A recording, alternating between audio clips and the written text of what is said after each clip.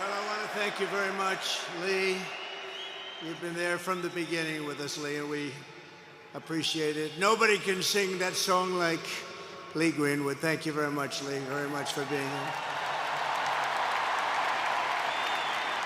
And his voice has not changed, you know? Pretty amazing. And a special thank you to Erica, because today, America is a nation in grief, a nation in shock, and a nation in mourning. Less than 2 weeks ago, our country was robbed of one of the brightest lights of our times, a giant of his generation, and above all, a devoted husband, father, son, Christian, and patriot. Charles James Kirk was heinously murdered by a radicalized, cold-blooded monster for speaking the truth that was in his heart. He was violently killed because he spoke for freedom and justice, for God and country, for reason and for common sense. He was assassinated because he lived bravely, he led boldly, and he argued brilliantly without apology. He did what was right for our nation. And so on that terrible day, September 10th, 2025, our greatest evangelist for American liberty became immortal. He's a martyr now for American freedom. I know I speak for everyone here today when I say that none of us will ever forget Charlie Kirk, and neither now will history.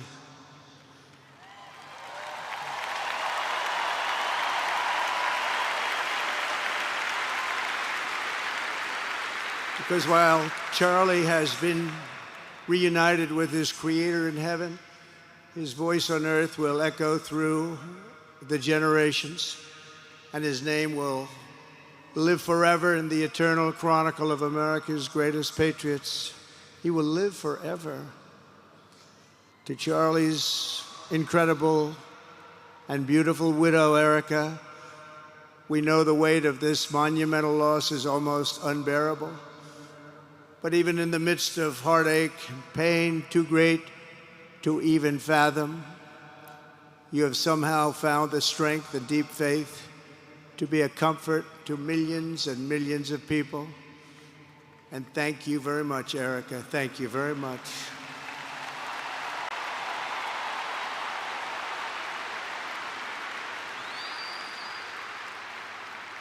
Today, an entire nation wraps its loving arms around you and your beautiful children. We share in your immense and overwhelming sorrow, and we vow that we will do everything we can to ensure that your children grow up in a land where their father is honored and revered as a great American hero. That's what he is.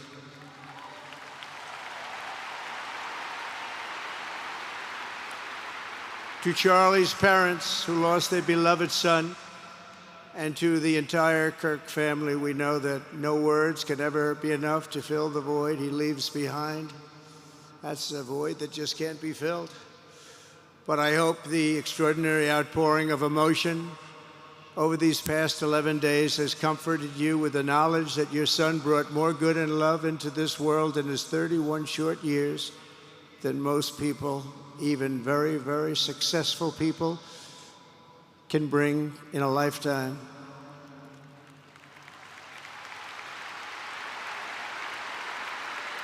Charlie Kirk loved America with everything he had, and as we can see so clearly today, America loved Charlie Kirk.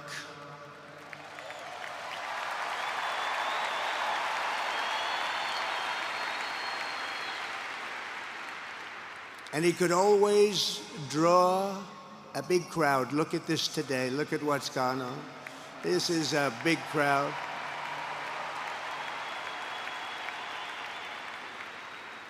Here today we have the Vice President of the United States, J.D. Vance.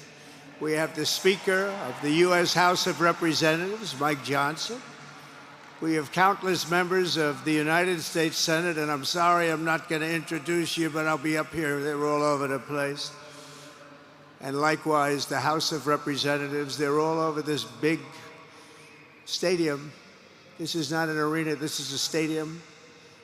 Our great cabinet and this stadium packed with rafters of people, not to mention the one across the street that also has tens of thousands of people, and they're watching us on screen right now.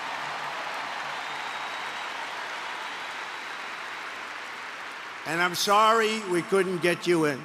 If anybody would like to give up your seat, please walk across the street. But this is like an old-time revival, isn't it? An old-time revival.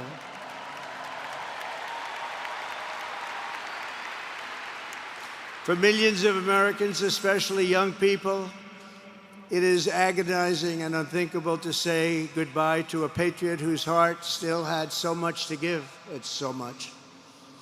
Raised in the suburbs of Chicago, Charlie was filled with a patriotic spirit from his youth, and he was an all-American in everything he did. And one of the last things he said to me is, "Please, sir, save Chicago." We're going to do that. We're going to save Chicago from horrible crime.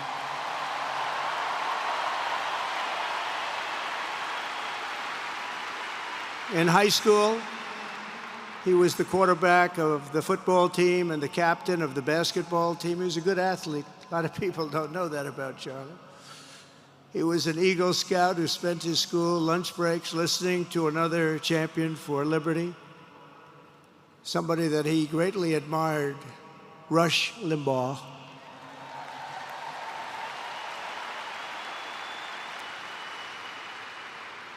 But what was even more important to Charlie than politics and service was the choice he made in the 5th grade, which he called the most important decision of his life, to become a Christian and a follower of his Savior, Jesus Christ.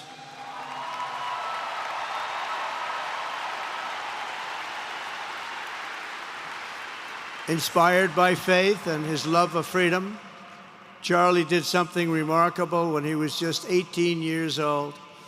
On the advice of a mentor who told him to put off going to college because he was doing so well, he devoted his life to converting young people to the conservative cause. How did he do? Take a look. How did he do?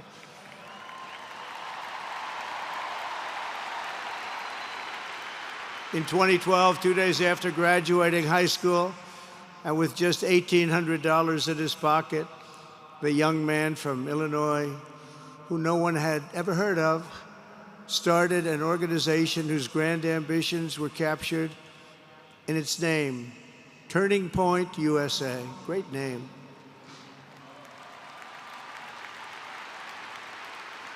And I have a feeling it's going to be bigger and better than ever before. Does that make sense? It's going to be bigger and better than ever before. Look at what's happening. 12 years ago, Charlie walked onto his first college campus, the very liberal University of Wisconsin at Madison. He set up a card table and put up a sign with 3 words: "Big government sucks." Can you believe that? That's Charlie. That day, Charlie talked to every student who approached him, most of whom were probably quite a bit older than he was. Finally, after many hours, he found the first ever Turning Point chapter leader. His first year out of high school, Charlie traveled 300 days raising money and taking his message to campuses all over the country. He lived out of his parents' basement, and they actually loved having him there. They loved Charlie. Everybody loved Charlie. And on the couches of friends and supporters, he lived off couches for 2 years, 3 years, then life started getting a little bit different, but he was always the same. For 5 years, he refused to take a paycheck, but day after day, he worked from 5 a.m. in the morning till 11 p.m. in the evening, always. His staff remembers that he wore Walmart jeans and T-shirts from the Goodwill store. Remember the Goodwill store? It wasn't easy, but Charlie wasn't in it for money at all, never has been. Money was never his thing. He was always in it for the mission. As he liked to say even back then, we have a country to save. Just what he did. He'd call me all the time, sir, we have a country to save. I said, Charlie, thanks very much for telling me that. I appreciate it. Charlie volunteered for my 2016 campaign and traveled the nation with my son, Don and Eric. I got to know him very well and saw immediately that Charlie was actually a master builder of people. It was Charlie who first started organizing young black conservatives hungry for support and leadership.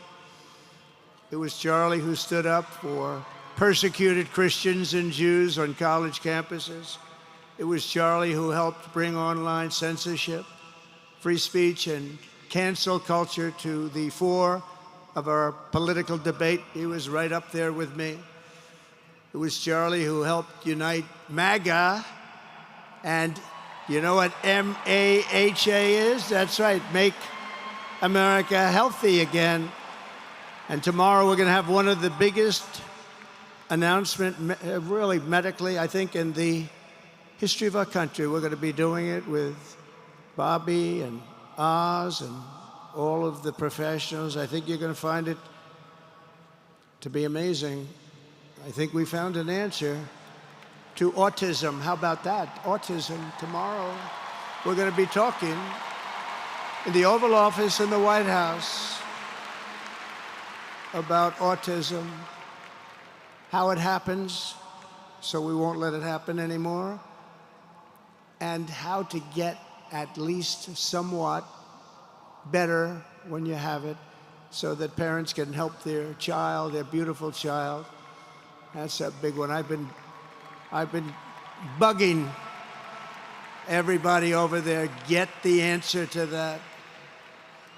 You know, 20 years ago, 1 in 10,000 were born with autism. 20 years ago. The most recent survey says 1 in 12.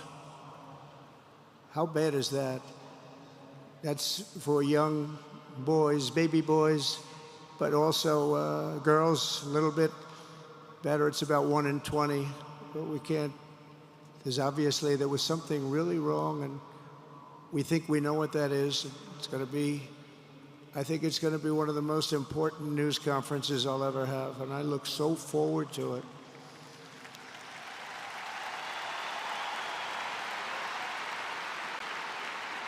And you know who else looked forward to it? Because he knew. I'd tell him a little bit about what was going on. Was Charlie. He would have been front row center, believe me. We'll be missing him tomorrow. It was such a big deal for him, too. He brought together Donald Trump, Bobby Kennedy, right here in the great state of Arizona 1 year ago. Remember that? What a night, what a day that was. And it was Charlie who was among the first to speak to me about a man from Ohio by the name of J.D. Vance. Have you ever heard of him? He's doing a good job.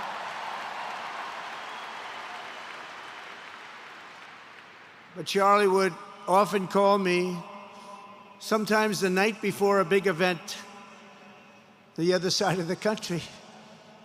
And he'd ask me, he'd say, do you think you could come and speak at the event? The following day, right? I'd say, Charlie, give me a break. I'm the President of the United States. You want me to travel 4 hours by plane? And you know, sometimes I did it. He was a very good guy. He was a very convincing guy. He didn't stop, but he would ask for things like that. Sir, could you be tomorrow in California? I said, Charlie, give me a break, please. He just wouldn't stop, and he succeeded.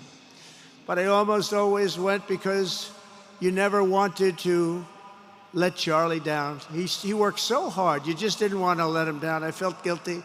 He'd make me feel very guilty. As president, many people asked me for things, but Charlie was one of the few who always gave more than he took. He was a giver much more than a taker.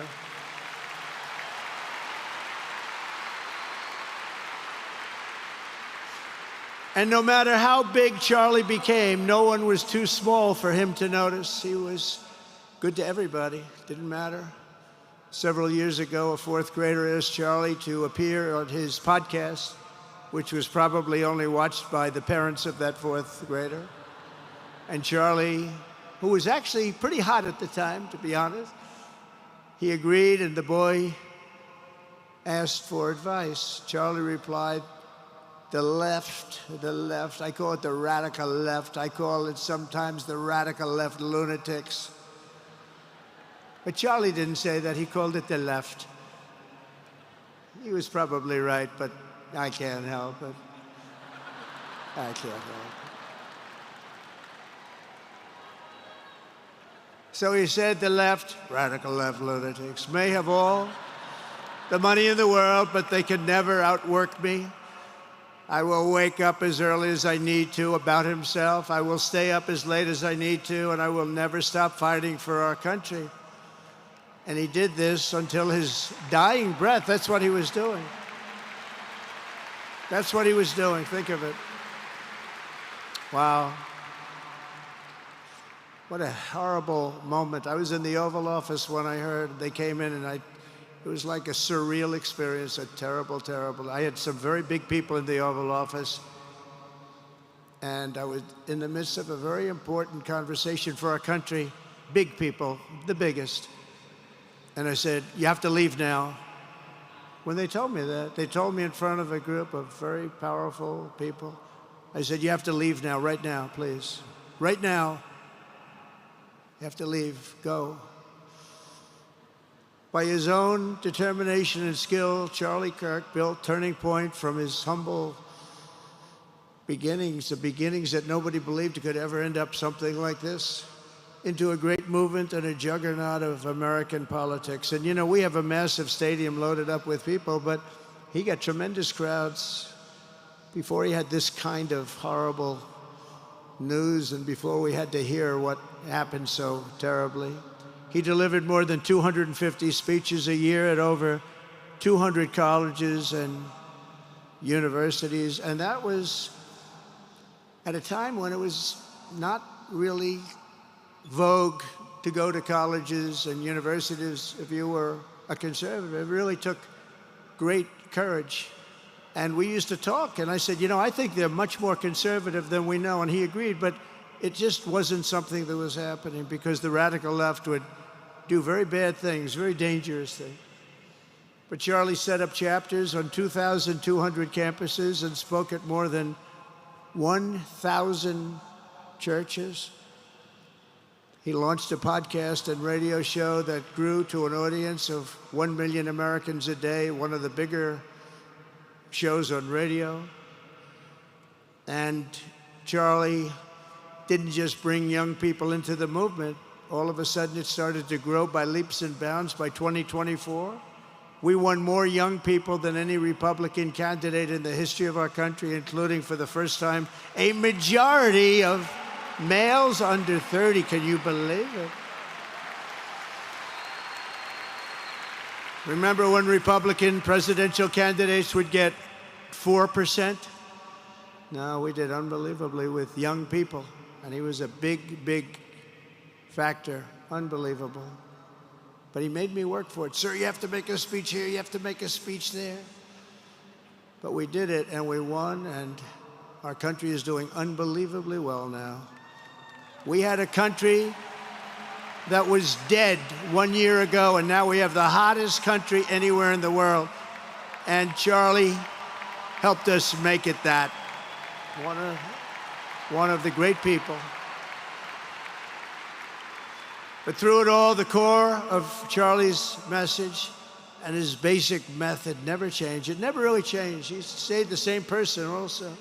At every campus event, Charlie asked the people who disagreed with him to come forward, and instead of silencing them, he handed them a microphone and let them speak. And he'd convinced so many of them. It was a pretty amazing thing to watch, actually. Shortly before Charlie arrived on campus, the day he was assassinated, a staff member texted him that there were many critics and students who were opposed to his views, and rather strenuously in the crowd. And that actually made him feel good, because he wanted to convince them. He understood. He really did. He understood what was right, and he was right about that. A lot of it was based on common sense, by the way. Charlie wrote back to the staff member saying, "I'm not here to fight them. I want to know them and love them, and I want to reach them and try and lead them into a great way of life in our country." In that private moment on his dying day, we find everything we need to know about who Charlie Kirk truly was. He was a missionary with a noble spirit and a great, great purpose. He did not hate his opponents. He wanted the best for them. That's where I disagreed with Charlie. I hate my opponent, and I don't want the best for them. I'm sorry. I am sorry, Erica. But now Erica can talk to me and the whole group, and maybe they can convince me that that's not right, but I can't stand my opponent. Charlie's angry. Looking down, he's angry at me now. He wasn't interested in demonizing anyone. He was interested in persuading everyone to the ideas and principles he believed were good, right, and true. Before each appearance, he prayed these words: "God, use me for your will." Always said the same thing: use me for your will.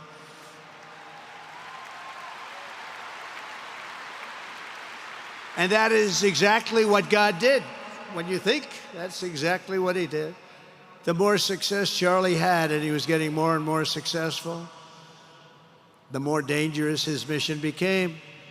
On campuses all over the country, his quest for open dialogue was met with menacing hate. There were bomb threats, pulled fire alarms, and countless rage-filled radicals who tried to shout him down. It was nasty.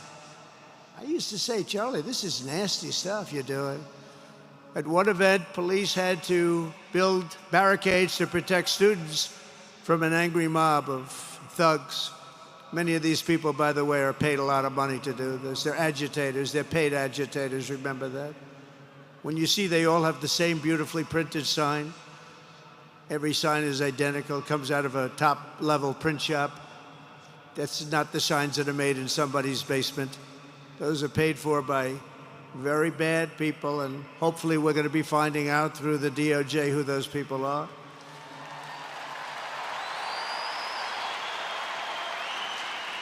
At another college, Antifa terrorists shattered windows, threw rocks, and tried to storm the building where Charlie was speaking. It was a really bad one. Often dozens of police officers were needed to prevent left-wing violence. And the violence comes largely from the left. You don't hear that from too many people, do you? And virtually every day for years before he was murdered, Charlie received these horrible death threats. People don't know. I used to talk to him about it. He said, "I got some threats." He always felt that when they actually made the threat, they were not the ones to worry about. The ones to worry about were the ones that don't make the threats. And I think you know what I mean. He knew the risk, but he and I shared a certain motto: never back down and never, ever surrender. Just don't surrender, never back down. He believed in it so strongly. So strongly. And he's right. He's totally right. The radicals and their allies in the media, sometimes referred to, as my son said, the fake news media, tried to silence Charlie for a simple reason: because he was winning, and he was winning big. He was taking over college campuses, colleges that had, in theory, only very liberal, or as they like to say, progressive. I call them liberal, but they like to call themselves, because it's such a beautiful word, progressive. They're the opposite of progressive, if you think about it. But they were really nasty, and he would go into these colleges. All of a sudden, within 2 years, 3 years, they turned into bastions of conservatism. It was really quite amazing to see. They lied about him because they did not want you to listen to him or to learn from him, because what he was talking about and even preaching made so much sense. Everywhere he went, he won the debates, he won the hearts, he won the minds, and yes, he won the elections for people. He helped us, he helped other people. We won the biggest election in the history of our country, I believe.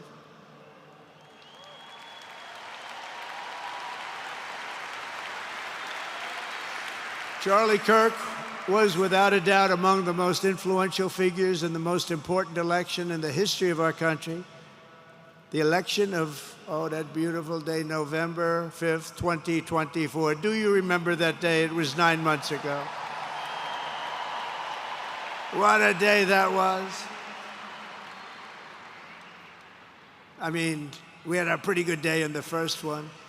And I must tell you, on the second one, we had a phenomenal day. But a lot of bad things happened, and now that's not even questioned. They cheated like dogs, but we got them back, didn't we, huh? Got them back. But we owe Charlie a profound and eternal debt of gratitude now, just like Charlie and Erica made Turning Point hot. We are looking at a country that has the chance to attain a level like never before. Tariffs are making us rich again, richer than anybody ever thought was possible. And the only one challenging them are people that hate our country or foreign countries that are paying a price, because they did the same thing to us for years. They took advantage of us, but we're making money. We're becoming richer and richer. And we're taking care of our people better and better when we do that. And we can take care of other countries better and better. But we're doing unbelievably well. The tariffs have really been a hold. The election was big, but the tariffs, because of the election, came in. And remember, other nations do that to us. And Charlie understood that. He saw the money. He saw what was coming into our country, and we can use that for Medicare, Medicaid, Social Security, all of these things that we fight so hard for. And that's exactly what's happening. The numbers are incredible. When the news finally came out on election night last November that the race was officially won, came out pretty early in the night. Charlie was live on camera. In that moment, he was overcome with emotion. I've never seen him like this. He was so happy. For a long while, he said nothing. His eyes were filled with tears, and then he buried his face in his hands and he started crying. That wasn't the Charlie I knew, but in thinking about it, it actually was the Charlie I knew, because he had a tremendous heart. He just wanted what was good for our country, and he saw us going in such a horrible direction. Lovingly, Eric, and this was so beautiful, Erica put a MAGA hat on to cover his bowed head. I like that very much. MAGA, we love. Does everybody love MAGA? Make America Great Again.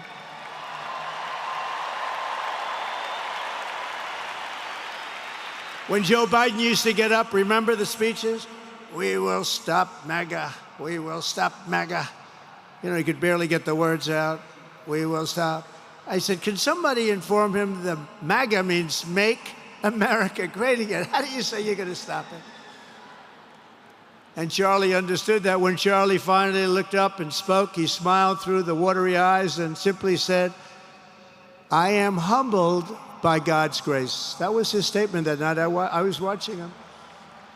I was very impressed, actually. It showed he had a big heart.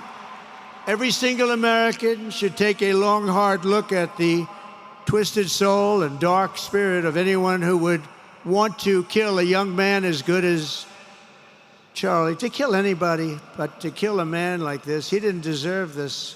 He didn't deserve this. Our country didn't deserve this. And anyone who would make excuses for it are just out of their mind. Charlie's murder was not just an attack on one man or one movement. It was an attack on our entire nation. That was a horrible attack on the United States of America. It was an assault on our most sacred liberties and God-given rights. The gun was pointed at him, but the bullet was aimed at all of us. That bullet was aimed at every one of us. Indeed, Charlie was killed for expressing the very ideas that virtually everyone in this arena and most other places throughout our country deeply believed in. But the assassin failed in his quest because Charlie's message has not been silenced. It now is bigger and better and stronger than ever before, and it's not even close. And it's rare that such a thing happens, but Charlie is bigger today than he was. Think about it. Just 2 weeks ago, he's bigger today than he was 2 weeks ago. Now, that may not help his friends and loved ones, of which there are so many. It may not help Erica and those beautiful children who have to suffer so horribly through this moment, but they know it's true. He's bigger now than ever before, and he's eternal. He's eternal. And I just want to say we love him. And he's looking down at us right now, and he's saying, wow, that's a great crowd. He's saying, that's a great crowd.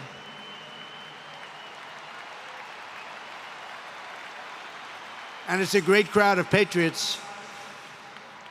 But that's why I will soon award Charlie the nation's highest civilian honor, the Presidential Medal of Freedom. It's the highest civilian honor.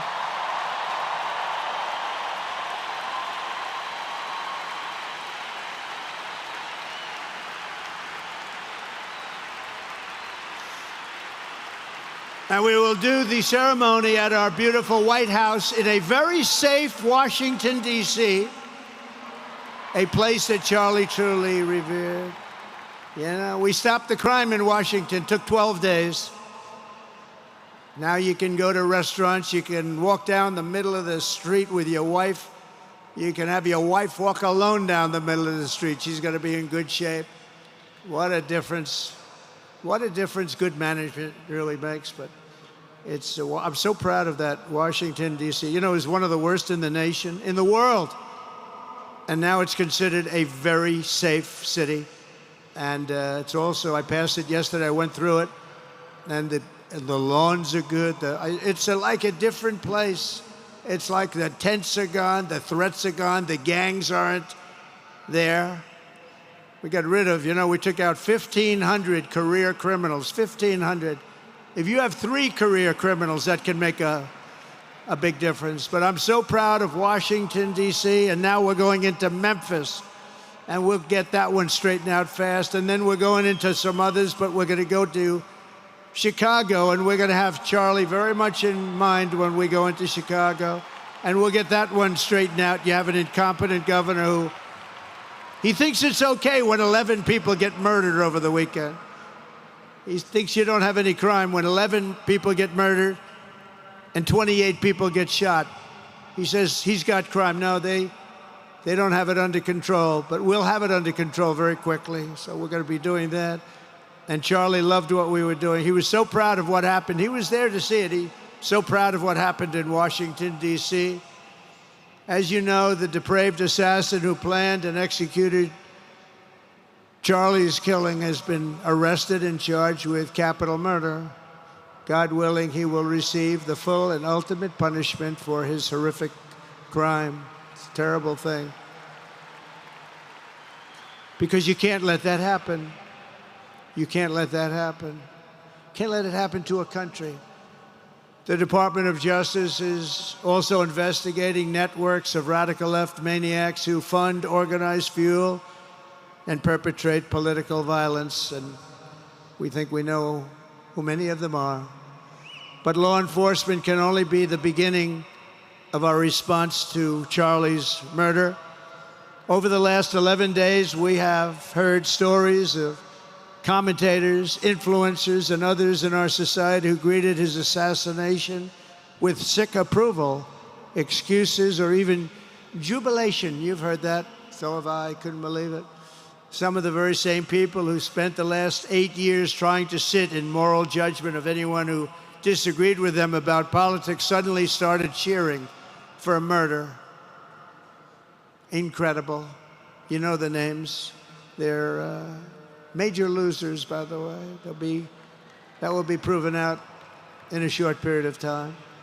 Some of the very people who call you a hater for using the wrong pronoun were filled with glee at the killing of a father with 2 beautiful young children. And the same commentators who this week are screaming fascism over a canceled late-night TV show where the anchor had no talent and no ratings, last week were implying that Charlie Kirk deserved what happened to him. No side in American politics has a monopoly on disturbed or misguided people.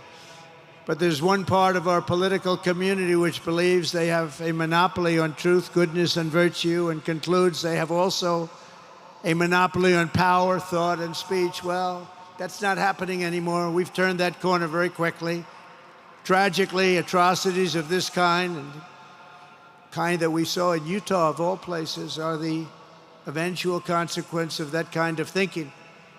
If speech is violence, then some are bound to conclude that violence is justified to stop speech.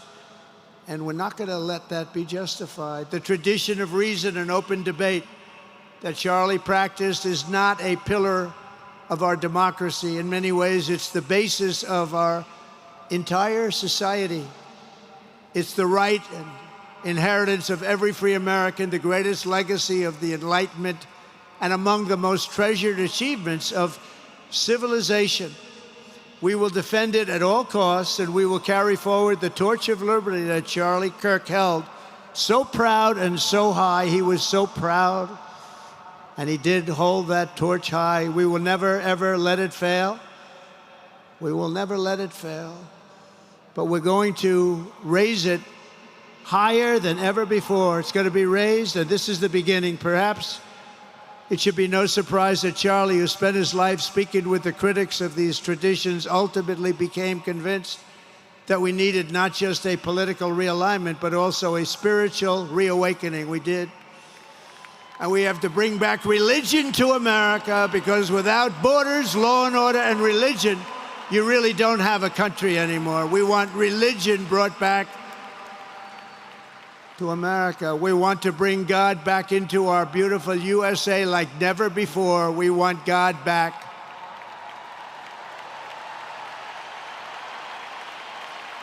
Charlie would have been so pleased to hear his friends and colleagues today giving testimony and giving glory to God. Within minutes of the gunshot in Utah, millions of Americans, young and old, heard the news and dropped to their knees and started praying. Even many who rarely prayed asked God for a miracle. Please, God, save Charlie. But although Charlie's time with us on earth has ended, those prayers for a miracle have already been answered. Look at what's happening. Look at what's happening. In the days since Charlie's death, we have seen how his legacy has touched so many millions around the world. In Calgary, Canada, thousands gathered at City Hall to sing the American national anthem and raise up posters with the name Charlie Kirk. In Seoul, South Korea, crowds gathered to wave American flags and shout, "We are for Charlie Kirk." His memory has been honored in the streets of Berlin, Warsaw, Vienna, Sydney, Madrid, London, Tel Aviv, and all over the world. So beautiful to watch. A man as far away as rural Australia texted a pastor, "I'm going to come to church tomorrow for the first time ever." The pastor asked, "Why is that?" The man replied, "Because of Charlie Kirk." Can you imagine? The lesson of Charlie's life is that you should never underestimate what one person can do with a good heart, a righteous cause, a cheerful spirit, and the will to fight, fight, fight. Have to fight. We're saving our country. And Charlie's a big factor, such a big factor. Charlie Kirk started with only an idea to change minds on college campuses, and instead he ended up with a far greater achievement, changing history. He changed history. Today, Charlie Kirk rests in glory in heaven for all eternity. He has gone from speaking on campuses in Wisconsin to kneeling at the throne of God, where he is right now.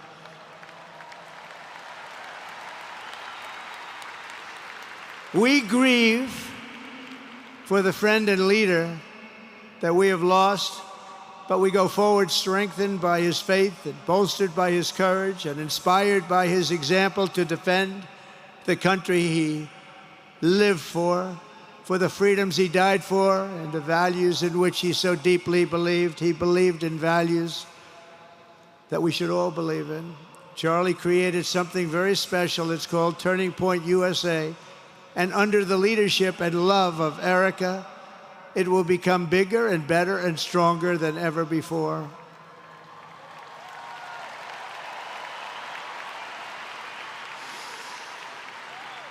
So, Charlie, we all want to thank you. We want to say a very loud God bless you, Charlie. God bless you for what you've done is incredible. And God bless Erica and the children. God bless the United States of America. And could I ask Erica, please come out. Erica, please come out. Thank you.